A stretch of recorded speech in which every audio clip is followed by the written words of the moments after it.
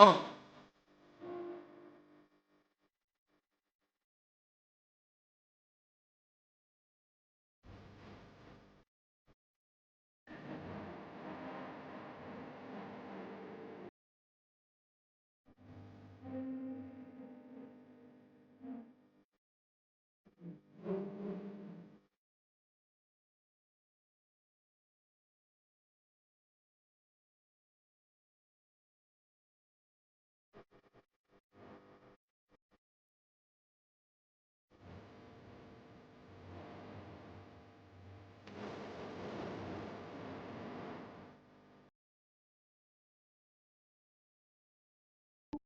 कि नेताजी सुभाष सुभाष चंद्र बोस उनका real name था। नेताजी उनको बाद में गांधी जी ने संबोधित किया था, तो नेताजी कहा था। आगे में इंडियन नेशनल आर्मी का गठन करने वाले नेताजी को कहा जाता है। नेताजी ने आईएनए का गठन किया था। देखते हैं उनके जीवन। आज ही के दिन उनका जन्म 23 जनवरी को 23 जनवरी को उनका जन्म हुआ था 1897 में। जन्म का स्थान था कटक, उड़ीसा। यहाँ उनके माता का नाम प्रभावती देवी था, पिता का नाम राय बहादुर जानकीनाथ बोस था। बहुत ही संपन्न बंगाल परिवार में हुए थे। उनका जन्म बहुत ही संपन्न परिवार में हुआ था। उनके पिता वकील थे। उनको राय बहादुर का टाइटल भी अंग्रेजों से मिला था। उनके पिता चाहते थे कि बोस भी बहुत ही अच्छे सरकारी नौकरी करें, अच्छी जगह नौकरी करें, अच्छी शिक्षा उनने उनको दी। उनकी इच्छा थी कि आईसीएस, जैसे आजकल आईएएस होता है, वैसे उस समय आईसीएस ब्रिटिश सरकार के अंडर पेपर होता है और उसी में सरकारी नौकरी मिलती है। उनके पिता चाहते थे कि वो भी शिक्षा में बहुत अच्छी शिक्षा कर आईसीएस की जॉब पाए। तो उनने प्राइमरी शिक्षा आप देख सकते हैं।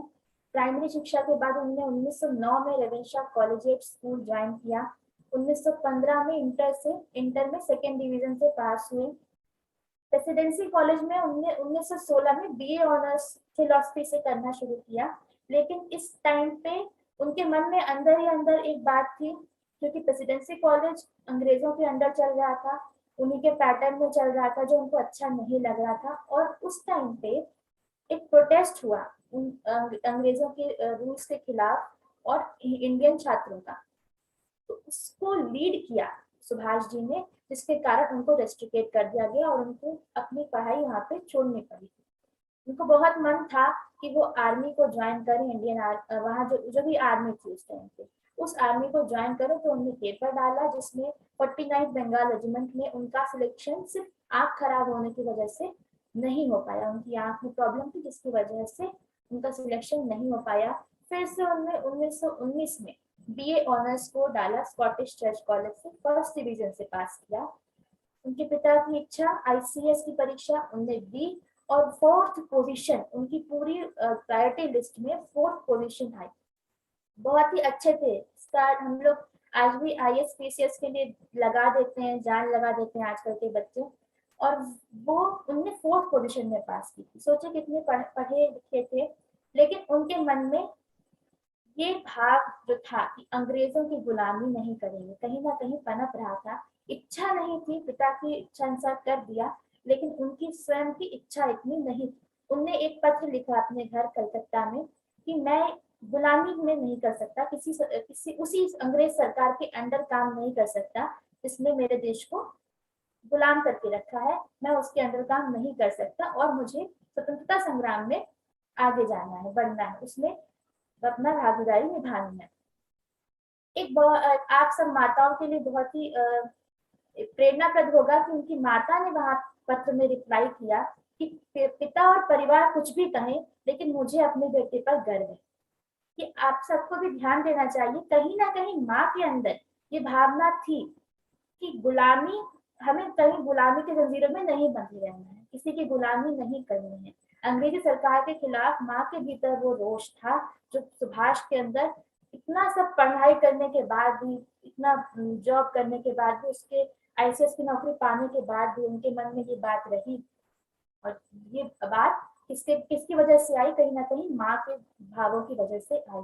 इसके बाद 1920 में उन्होंने आईसीएस पास किया। उसके बाद उन्होंने 1921 में आईसीएस छोड़ के मानसिक और नैतिक विज्ञान में उन्होंने बीए ऑनर्स की उपाधि ली। जब उन्होंने कहा कि मुझे कलकत्ता जाना है, वापस जाना है और आईसीएस को छोड़ना है, तो उन्होंने कांग्रेस को ज्वाइन किया। तभी सबसे बड़ी पार्टी थी जो अंग्रेजों के खिलाफ लड़ रही थी, और इसके लीड कर रहे थे गांधी जी। गांधी जी से मिले वो, गांधी जी ने कहा कि आप कलकत्ता से देशबंधु चित्तरंजन दास, देशबंधु उनका टाइटल था, चित्तरंजन दास जी के साथ मिलके कलकत्ता में कांग्रेस की जो भी आंदोलन है उनको लीड करें। चित्तरंजन दास जी ने 1922 में स्वराज पार्टी का गठन किया था, जिसमें उन्होंने महापालिका का चुनाव लड़ा और वो जीत गए। इस टाइम पे उनने बोस जी को प्रमुख कार्यकारी अधिकारी बनाया, और उनने अपने कार्यकाल में वहां जो भी गली, जो भी रास्तों के नाम अंग्रेजों के नाम पे थे, उनको भारतीय नाम पे रख दिया, और एक नई चीज प्रारंभ की, जो कि स्वतंत्रता संग्राम के जो भी फैमिली मेंबर्स थे, शहीदों के जो फैमिली मेंबर्स थे, उनको पेंशन देनी शुरू कर दी। इसी तरह उन्होंने कांग्रेस में रहकर साइमन कमीशन का विरोध, आपने बहुत सुना होगा इसके बारे में, साइमन कमीशन का विरोध हुआ था, उसमें पार्टिसिपेट किया। 1928 में बात हुई कि अंग्रेजों से जो लड़ाई चल रही थी वो थी डोमिनियन स्टेटस की, अधिराज्य की, कि हमें हमारा देश छोड़ दे, और कहीं ना कहीं लेकिन राज्य, आधा राज्य हमारा रहेगा, आधा राज्य कुछ तो संविधान उनका रहेगा। तो जो हमारे 1947 के बाद से 1950 तक रहा हमारे पास डोमिनियन स्टेटस, जो संविधान आने के बाद हमें हमारा राज्य मिला, तो वो डोमिनियन स्टेटस की बात चल रही थी, जिसके विरोध में बोस और नेहरू जी थे, जिनको नहीं चाहिए था। लेकिन गांधी जी ने 1 साल का समय दिया सरकार को, उन्हीं की सरकार को, कि हमें डोमिनियन स्टेटस दे दे, अगर नहीं देती है तो हम पूर्ण स्वराज की बात करेंगे। और 1930 में अंग्रेज नहीं माने, और उनने 1930 में ये बात छेड़ी कि 26 जनवरी को हम अपना स्वतंत्रता दिवस मनाएंगे, इंडिपेंडेंस डे मनाएंगे। और 26 जनवरी को जब सब लोग प्रोटेस्ट करने निकले, सुभाष जी ने कलकत्ता से लीड किया, जब प्रोटेस्ट करने निकले तो वहां उन सबको कैद कर लिया गया, पूरे इंडियन नेशनल कांग्रेस के सभी लीडर्स को जेल में डाल दिया गया, जिनने भी 26 जनवरी को इंडिपेंडेंस डे मनाना शुरू किया। तब गांधी जी ने अंग्रेजों के साथ एक समझौता किया, और उस समझौते के तहत सारे जेल में जो क्रांतिकारी गए थे उनको बाहर निकाला गया। यही टाइम था, 1931 का टाइम था ये, और यही टाइम था जब भगत सिंह भी जेल में थे, और उनको फांसी की सजा दी गई थी 24 मार्च की। तब सुभाष जी ने चाहा कि जब ये समझौता कर रहे हैं, तो इसी समझौते में भगत सिंह और उनके साथी सुखदेव राजगुरु को भी निकालने की बात की जाए जेल से, और फांसी रुकवा दी जाए। लेकिन गांधी जी इस पक्ष में कहीं कहीं नहीं थे, और उनने बहुत ही सॉफ्ट बात की, उनसे बहुत जोर नहीं डाला अंग्रेजों पे। इस कारण से सुभाष उनसे नाराज से हो गए, उनके तरीकों को वो पुराना मानने लगे, अहिंसा को, और हिंसा के पक्ष में कुछ कुछ जाने लगे। हिंसा मतलब आत्मरक्षा के लिए जो हिंसा उनने सरकार, हमारे क्रांतिकारी कर रहे थे, उसकी तरफ जाने लगे। इंडियन नेशनल कांग्रेस के टाइम पे ही उनने जेल में कम से कम 11 बार उनको जेल हुई। इसी जो 16 जुलाई 1921 को सबसे पहले 6 महीने की जेल हुई। 1925 में गोपीनाथ एक, वो भी क्रांतिकारी थे, जिनने अंग्रेजों को एक सरकार के किसी कर्मचारी को मारना था, उन्हें अंग्रेजी सरकारी को कर्मचारी को, लेकिन उनने किसी व्यापारी को मार दिया, हालांकि उनको फांसी की सजा दी गई। इस बात पे बोस का मन बहुत दुखी हुआ, और उनने उसका शव मांग कर, गोपीनाथ जी का शव मांग कर अंग्रेजों से अंतिम संस्कार किया। अब अंग्रेजों को ऐसा लगा कि ये उन क्रांतिकारियों का सपोर्ट कर रहे हैं, और इसलिए उनको अनिश्चित काल के लिए म्यांमार के मांडेल जेल में डाल दिया गया। इसी टाइम पे 1925 में देशबंधु जी का निधन हुआ, तो उनकी तबीयत बिगड़ी बोस जी की, और इसलिए उनको इलाज के लिए डलहौजी के लिए रिहा कर दिया गया उस टाइम पे। लेकिन फिर से कुछ दिन बाद 1930 में उनको गिरफ्तार कर लिया गया। यहाँ से रहते ही रहते उन्हें जेल से ही कोलकाता के मेयर के लिए चुनाव लड़ा, जिसमें वो जीत गए, और इसलिए सरकार को फिर से उन्हें रिहा करना पड़ा। 1932 में फिर से ऐसा था कि सुभाष की जो क्रांतिकारी सोच थे, विचारधारा थे, कि अंग्रेज उनको बार बार कुछ भी कार्य करते हुए पाते थे तो तुरंत जेल में डाल देते थे। सुभाष को फिर से गिरफ्तार कर लिया गया, और जो अल्मोड़ा जेल में उनको रखा गया। कि 1939 की बात है, जब कॉलगेट स्तंभ बनाया गया था, जो अंग्रेजों ने बनाया था कि उनने भारतीयों को गुलाम बनाया है, ये प्रतीक था, हमारे देश में खड़ा था कि हमारी गुलामी का ये प्रतीक हमारे देश में खड़ा था, जिसको सुभाष की जो युवा ब्रिगेड थी उसने उस स्तंभ को धूल में मिला दिया और वहां से सब कुछ लेके चले गए, ये सारे स्तंभ को खत्म कर दिया। उनका ये कहना था, ये प्रतीक था उनके लिए कि सुभाष जी चाहते थे बताना कि ये गुलामी का प्रतीक जिस तरह हमें तोड़ा है, उसी तरह आपकी गुलामी की जंजीरों को भी हम जल्द ही तोड़ देंगे और जल्द ही हम अपनी आजादी को पालेंगे। इस घटना के बाद सुभाष जी ने 1939 में तब वापस ये बात हुई कि वर्ल्ड वार फर्स्ट होगा, वर्ल्ड वार सेकेंड होगा। कि वर्ल्ड वार फर्स्ट में हमारे सैनिकों को यूज किया गया था ब्रिटिश के साथ लड़ने के लिए। मतलब गांधी जी का कहना था कि अगर हम उनका सपोर्ट करेंगे उनके लड़ाई में तो हमारे साथ हमें हमें आजादी मिल जाएगी, अंग्रेज हमें आजाद कर जाएंगे, ये उनका कहना था। लेकिन ऐसा हुआ नहीं। 1919 के बाद वो चीज हुई नहीं। तो बोस चाहते थे कि इस बार फिर से ऐसा ना हो, इस बार हमारे जो सेना है, हमारी सेना यूज ना हो, सरकार हम उसको अंग्रेज यूज ना कर पाए। इसलिए वर्ल्ड वार सेकेंड तक घोषित हुआ 1939 में, जब वो जेल में थे तो उन्होंने एक अनशन किया और उस अनशन की वजह से उनकी तबीयत बिगड़ी। अंग्रेज सोचती है, अंग्रेज सरकार कोशिश नहीं कर पाती, सोच नहीं पाती, वो भी नहीं चाहती थी कि हमारे इस टाइम पे बोस को जेल से भगाया जाए, क्योंकि वो जानते थे कि बोस क्या सोच रहे हैं। और इसलिए उनने चाहा नहीं था कि उनको हटाएं, इसलिए उनने उनको जेल से निकाल के उनके घर में शिफ्ट कर दिया और वहां पे नजरबंद कर दिया, उनके पहरे डाल दिए कि यहाँ से वो भाग ना पाए, सुभाष बोस वहां से भाग ना पाए, कहीं और ना जा पाए, सेना इकट्ठी ना कर पाए। लेकिन सुभाष जी का ये बहुत ही बड़ा विश्वस्त उनका टोली थी, जिनके सहारे वो निकल निकल के काबुल के रास्ते उसी नजरबंदी को चकमा देके बहुत प्लान करके वहां से निकल गए, अपने घर से ही उन्होंने निकल के काबुल गए। कई देशों से उन्होंने मुलाकात की, कई देशों के डिक्टेटर्स, कई देशों के प्राइम मिनिस्टर्स, जो उस समय एलाइड पावर्स के विरोध में थे। एलाइड पावर्स थी ब्रिटिश, अमेरिका, सोवियत यूनियन, और उनके अलावा उनके जर्मनी, इटली और रूस, जर्मनी का जापान जो था वो उनके अगेंस्ट पे था। तो उनने चाहा कि जो ब्रिटिश ने जब हमारे सरकार, हमारे कर्मचारियों का यूज किया था, हमारी सेना का यूज किया था, उन सेना को हम इकट्ठा करें जो कि जर्मन में होंगे, इटली में होंगे, और उन्हीं के अगेंस्ट खड़ा करें, ब्रिटिश के अगेंस्ट खड़ा करें। तो जो भी युद्ध बंदी के तौर पे हमारी जवान बंद थे बाहर देशों में, जर्मन में, जापान में, सिंगापुर में, उनको रिहा करवा के अपनी सेना तैयार। और उन्हें ये बात सटीक कही कि हम ही अपनी लड़ाई खुद लड़ेंगे, हम किसी और की सहायता नहीं लेंगे। उनने विभिन्न कई देशों से मुलाकात की, आप देख सकते हैं हिटलर से मुलाकात कर रहे हैं, तो जापान के राजा है तोजो, जापान के प्राइम मिनिस्टर, और ये आपके इराक के हैं। इंडियन नेशनल आर्मी का गठन, हम इंडियन नेशनल आर्मी को फॉर्म किया था सुभाष राज बिहारी बोस जी ने। ये आपको स्क्रीन पर राज बिहारी बोस जी दिख रहे हैं, जो जापान में उनने अपनी आईएनए को, जो मतलब इन्हीं आर्मीज को, इन्हीं लोगों को इकट्ठा करके सेना बना रखी थी, और यही सेना सुभाष बोस जी को उन्हें हैंड ओवर की थी। और इसके बाद ये आर्मी हमारे इंडिया में इन्वेड करने के लिए, इंडिया में आने के लिए, इंडिया में आक्रमण करने के लिए तैयार हो गई थी। आप देख सकते हैं एक महिला भी इसमें आपको दिख रही है। आप, ये कैप्टन लक्ष्मी है, हमारे देश की पहली महिला जो कैप्टन रही हैं। ये इनको सुभाष बोस की बहुत खास सोच थी कि महिलाएं आजादी की लड़ाई में पीछे न रह जाएं। इस तरह से झांसी की रानी थी, उस तरह से ये भी अब ये ना सोचें कि हमने आजादी की लड़ाई नहीं लड़ी है, वो भी पूर्ण रूप से अपने आप अपनी स्वतंत्रता के लिए लड़ सकती हैं। एक पूरी आर्मी, पूरी ब्रिगेडियर तैयार हुई थी महिलाओं की, जो लक्ष्मीबाई रेजिमेंट कही जाती थी। उद्देश्य क्या था?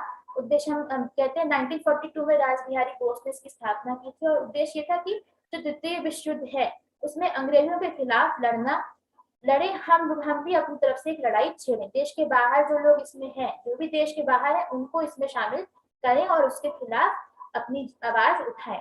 वो 1943 में टोक्यो रेडियो से घोषणा के बाद बोस ने इसकी कमान संभाल ली थी, आजाद हिंद फौज की कमान संभाल ली थी। 1941 से 45 तक आजाद हिंद फौज का समय रहता है। भारत में कैसे आक्रमण हुआ, तो आप देख सकते हैं पहले तो यहाँ पे आपको सारी महिलाएं दिख रही हैं, ये महिला सेना थी, अपनी हमारी महिला रेजिमेंट थी। आप माओ के लिए बहुत जरूरी है, आपकी अपनी शक्ति को हमें बिल्कुल जान के रखें कि किस तरह से हमारा भी अहम भूमिका स्वतंत्रता संग्राम में रही है। भारत में आक्रमण हुआ, बर्मा के रास्ते अरुणाचल प्रदेश तक हम आए और हमने कई जगह, आईएनए ने कई जगह अपने झंडे गाड़े। अरुणाचल प्रदेश में वो उनने कैंप लगा दिया था, बट इस टाइम पे क्या हुआ कि युद्ध जो था, द्वितीय विश्व युद्ध, उसकी समाप्ति की घोषणा कर दी गई। और समाप्ति के बाद जापान ने, जर्मनी ने और इटली ने, जापान में आपको याद होगा हिरोशिमा और नागासाकी का एक एटम बम गिराया था अमेरिका ने हिरोशिमा और नागासाकी पे, जिसके कारण विश्व युद्ध में जापान, जर्मनी और इसकी हार होनी पड़ी और जापान ही सपोर्ट कर रहा था आईएनए को सब कुछ, तो उसको पीछे हटना पड़ा, जिस कारण से हमारी सेना जो थी आईएनए, आजाद हिंद फौज को डिसबैंड कर दिया गया, खत्म कर दिया गया कुछ दिन के लिए, और कहा गया कि जब वापस समय आएगा तो हम फिर से इसको फिर से खड़ा करेंगे, जब हमारा समय अनुकूल होगा तब हम फिर से आएंगे। लेकिन उसके बाद जो जवान वहां रह गए उन पे कार्यवाही, हमारे रेड फोर्ट में आके उन लोगों पे कार्यवाही हुई, युद्ध बंदी ट्रायल्स किए गए उन पे। और उसके बाद जब हमारे ही जवान पे ट्रायल होने लगे तो जो हम, क्योंकि रीजन क्या था सबसे बड़ा कि हम ही लोग, हम पे राज अंग्रेज हम ही से कर रहे थे। आदि जो आप देखते हैं, आप कहीं भी देखिए, टीवी में भी आता है, जबकि अंग्रेज आते हैं तो अंग्रेज के अंडर काम कौन कर रहा है, हम ही कर रहे थे। जलियांवाला बाग में ऑर्डर किसी का आता है, लेकिन गोली चलाने वाले हमारे ही जवान थे, भारतीय ही थे, भारतीय से लड़ रहे थे, गोली उन्हीं पे चल रही थी। तो जो वो जवान थे उनके मन में ये बात आई कि हमें हमारे लोगों पे जो जवान है, जो हम इनकी तरफ से लड़ के गए थे, हम इन्हीं की तरफ से लड़े थे, ब्रिटिश सरकार की तरफ से हम लड़ रहे थे, और हम पे कभी भी ऐसा ट्रायल हम पे चढ़ाया जा सकते हैं। इसलिए विद्रोह कहीं ना कहीं अंदर ही अंदर पनपने लगा उन जवानों के बीच में जो काम कर रहे थे ब्रिटिश सरकार के अंडर में। नेवी का एक बहुत बड़ा विद्रोह आया और कहीं ना कहीं अब अंग्रेजी सरकार को भी लगने लगा कि अब हम भरोसा नहीं कर सकते भारत के ही लोगों पे, हम उन पे गुलामी कर लेंगे, भरोसा नहीं कर सकते, विद्रोह है, पनप रहा है कुछ ना कुछ अंदर। तो उनने सुभाष, इसीलिए कहते हैं सुभाष बहुत बड़े कारण थे आजादी के, मुख्य कारण में सुभाष की ये सुभाष की भूमिका दिखती है। वो उसकी कथित मृत्यु और तथ्य, हम जनरली आपको मृत्यु की डेट बता दें, लेकिन ऐसा है नहीं, कुछ ऐसे राज हैं, बहुत बड़े रहस्य हैं बोस, नेताजी सुभाष चंद्र बोस। तो कहते हैं कि प्लेन क्रैश हुआ 18 अगस्त को 45 में डिसबैंड करने के बाद अपनी सेना को, लेकिन 18 अगस्त को प्लेन क्रैश का कोई प्रूफ आजकल नहीं मिलता है। इसके बारे में जब बोलते हैं, गुमनामी बाबा नाम के भगवान दास जी अयोध्या बनारस में थे, जो कि सुभाष बोस की जिनसे बहुत सिमिलरिटी थी और बहुत कुछ उनके बाद मिलते हैं, उनके प्रमाण मिल रहे हैं कि गुमनामी बाबा थे, जिसके बारे में आप बहुत कुछ यूट्यूब पे जान सकते हैं। तो ये कथित मृत्यु ये कही गई थी कि 18 अगस्त को है, लेकिन तथ्य अभी और सुनने समझने बचे। सुभाष जी के जीवन से प्रेरणा, अब ये तो जीवन का एक छोटा सा परिचय था और हर व्यक्ति के विचार उससे, उसके जीवन के कार्यों, सालों, समय, किस समय पे किसने क्या किया, उससे प्रमुख है। आप भी अपने शिशु से अब संवाद की भूमिका में आ जाइए और उसको बताइए कि क्या गुण है सुभाष जी के जो आज उसको लेने हैं, उसको ग्रहण करने हैं। हम देखेंगे 15 साल की उम्र से विवेकानंद जी और स्वामी अरबिंदो से प्रेरित रहे। उनका मानना था विवेकानंद जी ने बहुत ही सही समय पे बहुत सही आवाज उठाई। उनने क्या कहा था विवेकानंद जी के बारे में, आपने लास्ट टाइम भी देखा था, उनने एक बात कही थी कि अगले कुछ सालों तक अपने धर्म को उठा के ताक पे रखो और पूजा करो उस राष्ट्र की। तो राष्ट्र को उस टाइम पे धर्म से कहीं गुना ऊंचा बताया था और वही धर्म बताया था, आपका राष्ट्रवादी आपका धर्म है पहला। तो उस बात को इनने विवेकानंद जी को बहुत मानते थे और कहते थे अगर विवेकानंद जी जिंदा होते तो वही उनके गुरु होते। स्वामी अरबिंदो और वेदांत से बहुत प्रेरित थे सुभाष जी। आईसीएस पास करने के बाद भी आप ये याद रखिए, आपकी जो गुलामी को उन्होंने कभी नहीं स्वीकारा और स्वतंत्रता संग्राम में शामिल हो गए थे। वो अपने स्वतंत्रता के बहुत बड़े चाहने वाले, स्वतंत्रता उनको बहुत प्रिय थी। वो भगवत गीता, देखिए गीता की बात आती है, वो भगवत गीता हमेशा साथ लेके चलते थे। उनका कहना था कि गीता से उन्हें शक्ति मिलती है, वो जो भी कार्य करते हैं वो कहते थे कि इसकी जो शक्ति है, प्रेरणा है, वो सारी मुझे गीता से मिलती है। आपको भी अपने शिष्यों पे बताना, गीता में बहुत कुछ है, गीता में बहुत राज है, आपकी क्लासेस भी चल रही थी गीता के लिए, तो उसके लिए वो हमेशा कहते थे साथ लेके हमेशा चलते थे। भारत हमें बुला रहा है, उनके ये वक्तव्य है, उन्होंने क्या कहा था, भारत हमें बुला रहा है, खून खून को बुला रहा है, उठो, हमारे पास बर्बाद करने के लिए समय नहीं है, अपने हथियारों को उठा लो, दिल्ली के लिए सड़क स्वतंत्रता की राह है, चलो दिल्ली। ये नारा चलो दिल्ली का सुभाष बोस ने दिया था, चलो दिल्ली। उन्होंने कहा, जवानों के लिए जो कॉल लगा कहते थे, उसमें कहते थे कि भारत हमें बुला रहा है। अब ये समय, ये घड़ी किसकी है, ये है अपने हथियार उठा के आगे बढ़ने की, लड़ाई करने की। जो रास्ता था उनका बर्मा से अरुणाचल प्रदेश, वो दिल्ली तक जा रहे थे, रेड फोर्ट पे जाके झंडा गाड़ने वाले थे, उनका ये सपना था। बीच में समाप्ति हो गई युद्ध की, वो अलग बात है। उस समय अपने कर्तव्य के लिए लोगों को बुला रहे थे और कई लोग उस समय उनके साथ जुड़ते गए, तुम मुझे खून दो मैं तुम्हें आजादी दूंगा। ये बहुत ही फेमस उनका कॉल रहा है, तुम मुझे खून दो, बलिदान की बात कही। उन्होंने एक और बात कही थी कि अपने आज हमें मरने का समय है जिससे देश जी सके, आज हमारी मृत्यु का, हमारे बलिदान का समय है जब जिससे देश आगे जिंदा रह सके, देश चल सके। तुम मुझे खून दो मैं तुम्हें आजादी दूंगा, अपने बलिदान के बदले आजादी की मांग उन्होंने, आजादी की बात उन्होंने कही थी कि तुम मुझे। और इस पे कई लोग आप देखेंगे जो आईएनए है, वो आज भी इन चीजों को, कई लोगों के पुराने इतिहास के मिल जाते हैं, न्यूज़पेपर में निकलते हैं आईएनए के सोल्जर्स के, कभी कभी आप पढ़िएगा देखिएगा। स्वतंत्रता दी नहीं जाती है, इसे लिया जाता है। उनका कहना था, क्योंकि हम क्या करते थे, स्वतंत्रता मांग रहे थे कि आप हमें अब स्वतंत्र कर दीजिए, समय हो गया है, हम ये धरना कर रहे हैं, वो करना है। और बोस कहते थे कि इसे छीना जाता है, हम इसे लेंगे, हम अपनी सेना को अंदर डालेंगे, भारत में भेजेंगे और हम अपनी स्वतंत्रता को छीनेंगे। इस तरह से, और कहते थे एक विचार के लिए हो सकता है किसी की मृत्यु हो जाए, लेकिन उसके विचार उसकी मृत्यु के बाद ही अपने आप हजारों लोगों के जीवन में अवतार लेते। देखिए उनकी कहते हैं कि उन जो विचार था, बाद में आप देखिए उनकी स्टोरी के एंड में हमें देखा कि विद्रोह कहाँ पनपा, किस कारण से पनपा, कि हमारे जो विचार थे, विचार फैलता गया, एक एक के समय समझते गए सब लोग कि सुभाष ने क्या सोचा है, सुभाष ने क्या चाहा है। इसीलिए वो कहते थे कि शायद मैं मर जाऊं, लेकिन जो मेरा विचार है वो आगे जाके कई लोगों के मध्य पनपेगा और नया अवतार देता रहेगा, हर जीवन को असर देता रहेगा। आदमी, पैसा और सामग्री खुद से विजय और स्वतंत्रता नहीं दिला सकते, हमारे पास मकसद शक्ति होना बहुत ही जरूरी है, जो हमें बहादुर और कर्मवीर कारनामे करने की प्रेरणा देता है। देखिए आदमी है, पैसे हैं, सामग्री है, सब कुछ है, लेकिन स्वतंत्रता नहीं मिल सकती। इसको सब कुछ होने के बाद भी जब तक हमारे पास एक मकसद ना हो।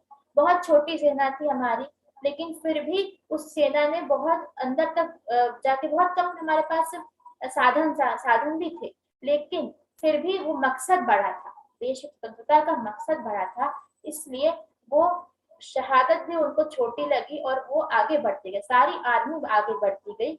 इसीलिए कहते हैं कि जो भी मकसद हो वो हमारा बहुत स्पष्ट, बहुत सही, सटीक होना चाहिए और बहुत अच्छे कार्य के लिए होना चाहिए। जैसे आज आपका मकसद क्या है, अपने शिशु को गढ़ने का मकसद है, तो वो मकसद बहुत साफ, स्पष्ट और उसके लिए कार्य करने की प्रेरणा हर समय आपके भीतर जागृत होनी चाहिए, जागृत होती रहनी चाहिए, कभी सुप्त नहीं पड़नी चाहिए।